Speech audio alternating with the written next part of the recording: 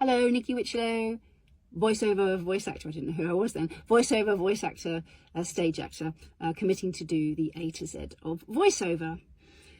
I'm going to do H this session, and this is H is for home studio. When COVID hit and a lot of people decided that voice acting would be for them, it brought a lot of, I'm going to say a lot of nonsense and rubbish into the voiceover world. People that thought that just being a voiceover speaking on your phone was all that was required.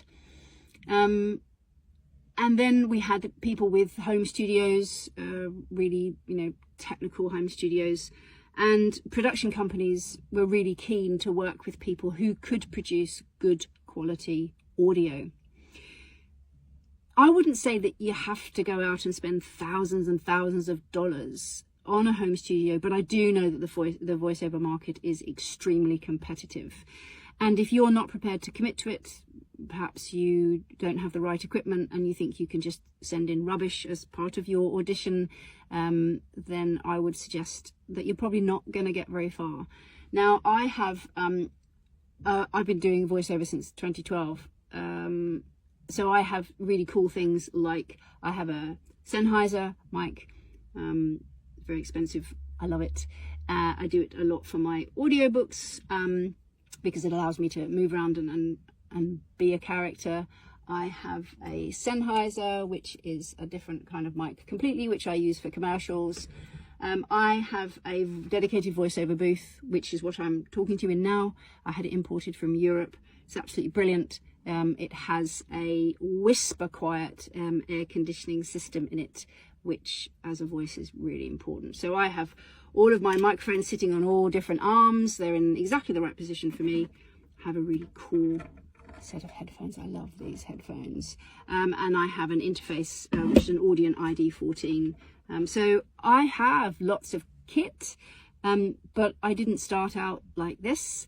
I started out under a duvet cover, in a cupboard, and in fact I think my first TV commercial, my audition anyway, I actually did it while I was in a hotel room. I was away on business and I just hid in the wardrobe under a duvet cover, and yeah, it was great. But that was 15 years ago, and I did my audition and then I had to go into the studio, into a professional studio to actually record. But nowadays I think there is an expectation that if you're serious about voiceover, you should have some kind of home studio set up. I've got really good soundproofing here. I've actually got some bass traps that I put in the corner because it suits my voice rather than just a stake. Sometimes the booth can sound really boxy. So a quiet environment free from that ambient noise. And I'm not talking about ambient noise that you get in say an audio drama where there's background noise and it's supposed to be there. I'm talking about next door's dog barking or someone mowing the lawn. That kind of ambient noise, which is really hard. You can't get it out of an audition. So the ability to self-record efficiently really enables that flexibility and the faster turnaround times. I have been asked to record with an hour's notice before. I know some voiceovers, when they go on holiday, they take a little portable booth with them. I think if you're in high demand and you're really good, and it's your profession 100, then I think that's really good to do that. If I'm away on holiday, I tend to be away on holiday. I have tried to be available before, but I've never really been happy with the end result.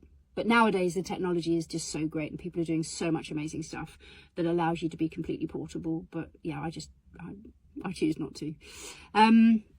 So that quiet environment, which is what I've got here, and it gives a greater accessibility to global markets. I have all of my Source Connect piped in here, so I can do live directed sessions from anywhere in the world. But I've been doing this since 2012 and I didn't start out like this, and it's taken me a long time to sort of build that. And some of this stuff is really expensive, and I think there are times when, you know, certainly during my early voiceover career, and I was like, oh, am I really going to be doing more of this? Do I really need to invest? But it's that fine balance, because my home studio was okay, and then I was wondering, am I not getting the voiceover jobs because my home studio is not good enough?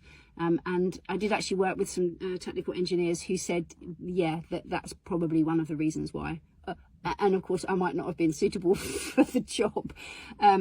But having a good home studio is really positive. So it is, if you're going to be serious about it, then I would say it's an essential investment.